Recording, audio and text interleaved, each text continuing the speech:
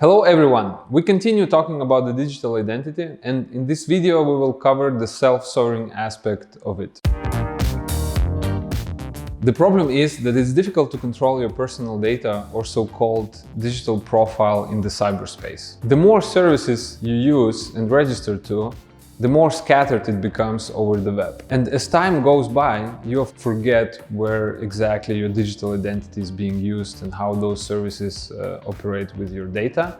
And also, what we think is the most important thing, that you are not able to reuse your profile in different services. Once you submit your data to a service provider, you are basically out of control of how it's going to be used.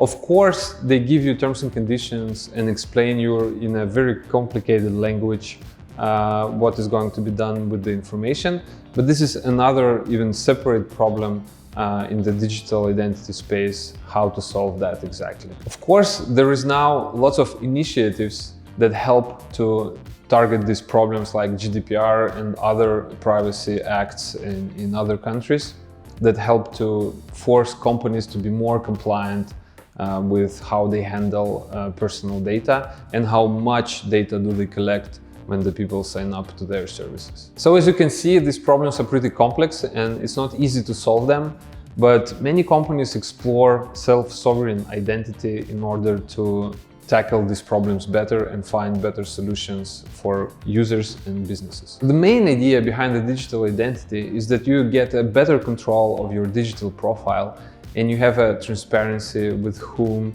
you shared your information and to what extent. And since there is no central authority storing your digital identity, you can at least reuse it across multiple services and get additional benefits for that. Let's take a physical world as an example.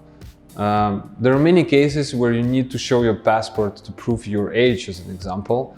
And for other side, it's enough just to see the proof that you have the passport with a confirmed age, and they don't have to store this information anywhere. Although in the digital world, in the services, this information is stored permanently instead of the fact during the authorization. We believe that self-sovereign digital identity is a very important concept, and it will help to bring more transparency and privacy into the interaction between people in the digital space. If you want to see this concept in action, download our Monetha application so you can try and see how you can build your digital identity and how you can exchange data with another party. We are constantly developing this application, so your feedback is important for us. And in addition, we are of course open for different type of collaboration. So leave the comments below or contact us in other channels which are more convenient to you, and see you next time.